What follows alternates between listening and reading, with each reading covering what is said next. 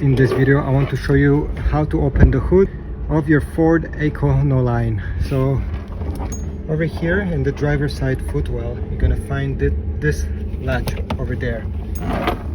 You need to pull it completely. I know some people simply pull it slightly, but okay, great. You see, if you give a bit more, it will pull, it will open the hood.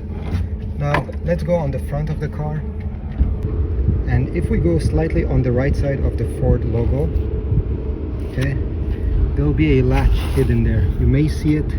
Okay, I'm pointing to it right now. You need to pull that latch towards the left and at the same time lifting the hood. I'll open it and you'll see better.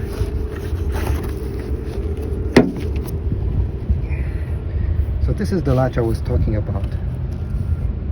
You need to pull it towards the left. Now you have to put the prop rod right over there, and yeah, you're good to go.